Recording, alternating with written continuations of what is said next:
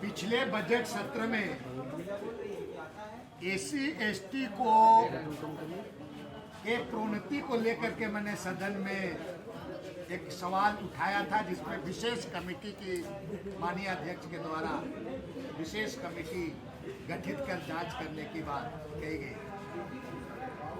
और कमेटी गठित कर दी गई और जिसके संयोजक माननीय विधायक दीपक बिरुआ जी हैं।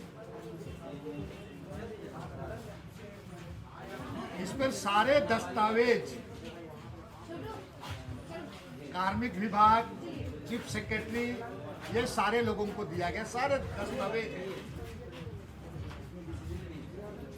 हाईकोर्ट का है, भारत सरकार का है, एडवोकेट जनरल का मंतव्य है, समय समय पर कई एक संकल्प है, इसका है पूरा।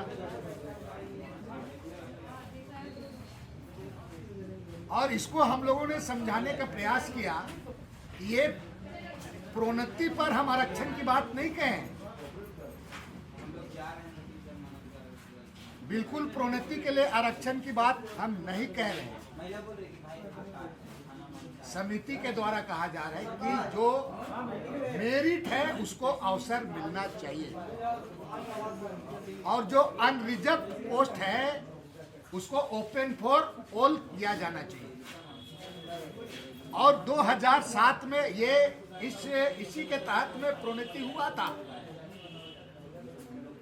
लेकिन जब जाना लोग इसे एसी एसटी को लाभ मिल रहा है तो बिना कोई संकल्प, बिना कोई अधिसूचना, बिना कोई सरकार में पदाधिकारी लोग बिना सरकार से कुछ मशवरा लिए हुए इसको निरस्त कर दिया गया। ये सारे दस्तावेज के साथ विगत दिनों माननीय मुख्यमंत्री को अवगत कराया गया। माननीय मुख्यमंत्री जी बहुत संवेदनशीलता दिखाते हुए इस विशेष कमेटी का, हमको लगता है राज्य सरकार बनने के बाद पहली बार माननीय मुख्यमंत्री के अध्यक्षता में मुख्य सचिव, कार्मिक सचिव, विशेष समिति के संयोजक और मैं सदस्य होने के नाते बैठक बुलाया और बहुत गंभीरता से उन्होंने इस बात को सोचा। उन्होंने कहा कि आज उनका जो अवसर नहीं मिलने के कारण, उनका प्रतिनिधित्व नहीं मिलने के कारण आज एसी एसटी के पदाधिकारी आपके वरीय पद में नहीं है।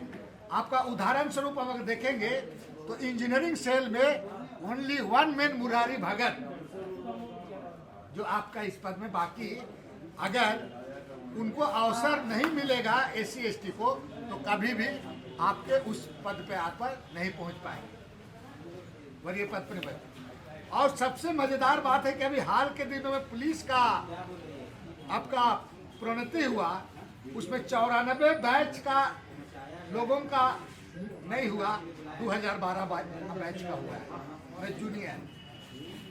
स्थिति ऐसा है।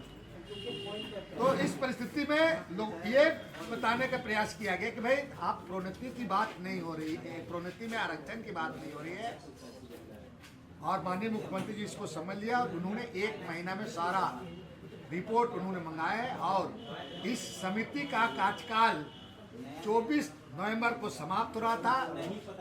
माननीय विधायक और इस विशेष समिति के संयोजक दीपक बिरुआ जी ने माननीय अध्यक्ष महोदय से समय मांगा। माननीय अध्यक्ष महोदय ने 10 दिसंबर तक समय बढ़ा दिया है और 10 दिसंबर के पहले हम पूरे एकदम पूरा प्रमाण के साथ पूरा रिपोर्ट हम लोग सबमिट करेंगे। और मुझे विश्वास है कि हमारा रिपोर्ट सबमिट होने के बाद सरकार इस पर निर्णय लेगी और माननीय मुख्यमंत्री के द्वारा प्रोन्नति में एसी एसटी को निश्चित रूप से तोहफा मिलेगा। ये माननीय मुख्यमंत्री से ये मुझे विश्वास है। तो क्या आप मानते हैं बंधु जी की झारखंड के ब्यूरोक्रेट्स ने एक बड़ी साजिश रची राज्य बनने के बाद से इस मामले में? बिल्कुल 160%। ये बात हम लोग विशेष कमेटी में हमारे जो मुख्य सचिव जो थे उनको भी बहुत सारा वो भी रियलाइज किया, बहुत सारा चीज़ अब तक रिकॉर्ड नहीं है, बहुत सारी चीज़ बढ़िया है। कोई हिम्मत नहीं जुटा पाते हैं। ऐसे परिस्थिति में हमने कहा कि राजहित के लिए कुछ ना कुछ तो बड़ा निर्णय लेना होगा, क्योंकि इसका जो SC/ST और जो मेरिट में है वो उसका क्यों इसका उनका हक मारी होगा। और अगर इस तरह का चीज होता है तो जो पदाधिकारी दोषी हैं उसमें SC/ST का आपका एट्रोसिटी एक्ट का मामला बनता है। क्या इस मामले को लेकर के कोर्ट भी जाने के लिए पक्षधर हैं आप में जैसे गई? अभी सरकार को पूरे मामला विशेष कमेटी रिपोर्ट दिया जा रहा है पूरा ही करा करके, लेकिन हम लोग रिपोर्ट में जरूरी करेंगे जो भी पदाधिकारी इस पर दोषी है उस पर ये SC/ST के वो उनका हक तो मिलना ही चाहिए, लेकिन जो पूर्व में दोषी है उन पर SC/ST मामला का एट्रोसिटी एक्ट का मामला भी दर्ज होना चाहिए। मतलब एक जांच निष्पक्ष होनी चाहिए। बिल्कुल होना चाहिए, बिल्कुल। अच्छा, इस सवाल से हट के एक अलग सवाल है।